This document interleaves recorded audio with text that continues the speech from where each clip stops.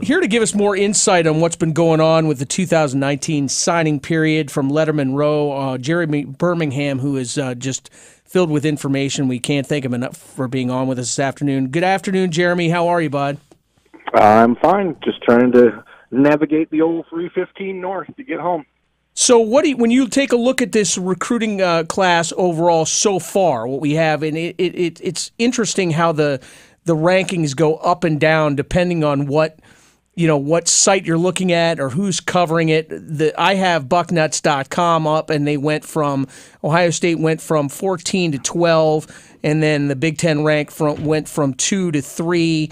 But when you look at the strength of the guys that have signed, what do you like about this group?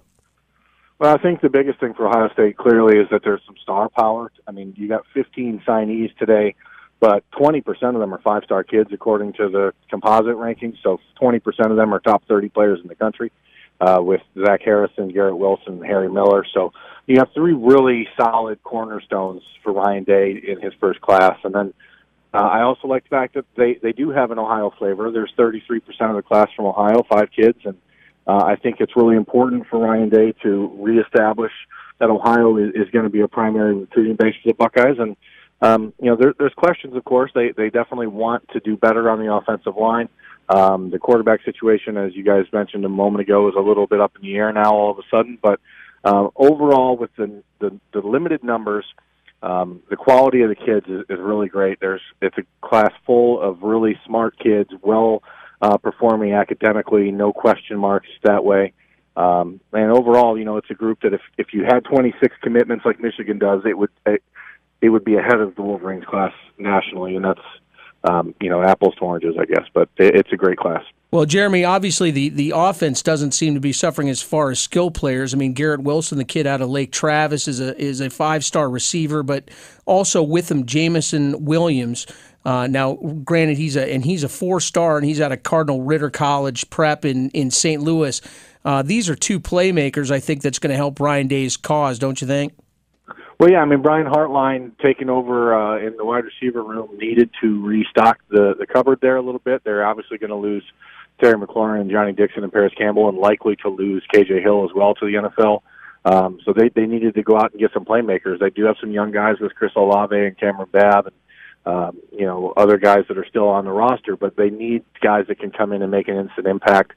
Garrett Wilson is going to be that guy. He is enrolling early. He's one of, I think, 6 guys that's coming in early. So he's going to be on campus in 2 weeks after the Army All-American game in San Antonio, and he's going to get right to work. But he's a guy that's really talented. Jamison will be in the summer, and he's going to need a little bit more seasoning probably than Garrett, but top-level skill-wise, he's a fantastic athlete, one of the best sprinters in the country, and can really fly. If you watch his tape, the way he runs will remind you of Teddy Ginn, I'm pretty sure.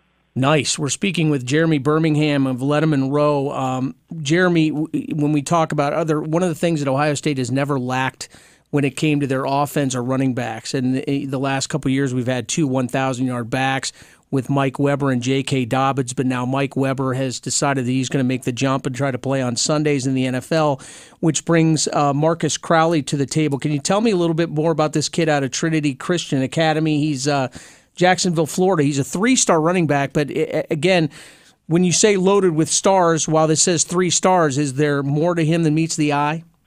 Well, definitely, and it's one of those situations where a Florida 3-star is different than a 3-star from any other place. And Marcus is Florida's Gatorade State Player of the Year. He ran for almost 2,500 yards as a senior, playing against some of the best competition in the state of Florida at Trinity Christian, which is the same school that produced Sean Wade and Tyree Johnson for Ohio State in the last 2 cycles. So he's another guy that's going to enroll early. He'll be on campus in 2 weeks, and Buckeyes didn't find him until September and offered him in early October.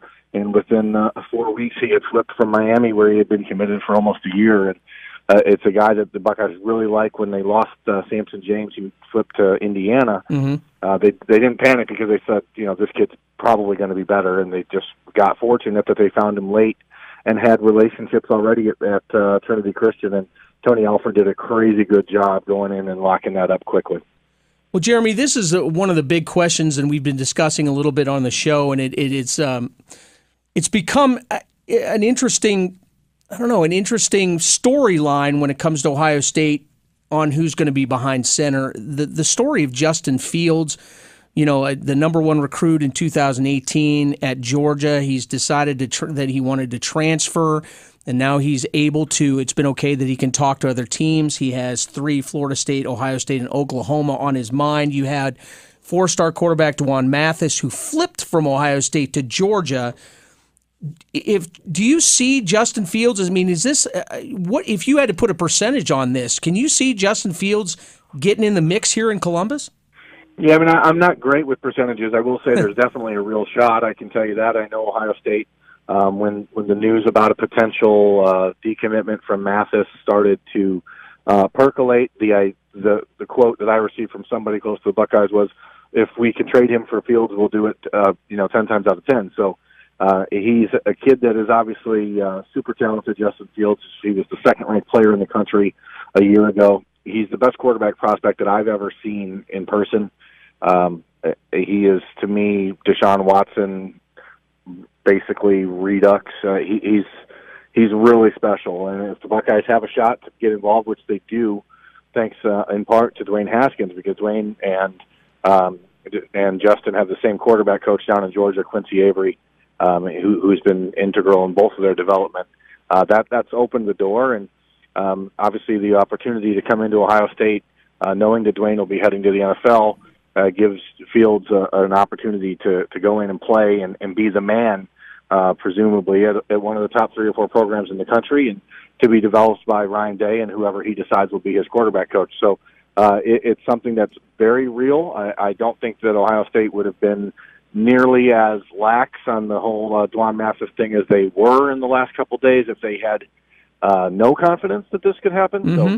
So it'll be interesting to see what goes down. Dwan, the biggest thing with him was he was expecting to enroll early, and unfortunately there's some academic hurdles that weren't cleared, and that prevented the school from clearing him to enroll early. And when that happened, he decided to start looking around, and Georgia caught wind of that, and I guess they promised him they can get him in early, and we'll see what happens. But the Buckeyes quarterback room is going to need another body within the next few weeks, and whether that's Justin Fields or Jalen Hurts or Brandon Wimbush or another graduate transfer from somewhere else, it's going to be someone. Boy, it's interesting that you threw Jalen Hurts' name in there. He's done so well down at Alabama. Of course, we're speaking with Jeremy Birmingham of Letterman Row, and you bring the Jalen Hurts name in there. Here's the next question to this add-on of this story is that Ryan Day has developed this scheme here at Ohio State that's predominantly pass-oriented, and you have, with Dwayne Haskins leaving, that leaves you right now with Tate Martell and Matthew Baldwin. Matthew Baldwin has a great arm, from what I understand, as a player. Tate Martell, we've seen that he's kind of a zone read guy. If Justin Fields or Jalen Hurts comes here to Columbus, do we see Tate Martell leave in your scenario? I don't think that's out of the realm of possibility. I think it's a possibility regardless if one of those two come into town or not. I think if it works out that Matt Baldwin were to win the job outright in the spring, that we still be having that same discussion no matter who else was on the roster. So I think that it matters. But in my mind, if you have an opportunity to better your team with a player like Justin Fields specifically, you do it 100 times out of 100. So it doesn't feel great all the time with the business of college football, but he's a far better quarterback prospect than anything on the Buckeyes' current roster, and that's not a knock on those two guys. It's just my opinion of how different and how next level Justin Fields is. Boy, he sounds truly electric. Jeremy Birmingham of Letterman Row, I can't thank you enough for being on with us this afternoon. Jeremy, have a great afternoon, okay? Appreciate it, guys. Thanks a lot.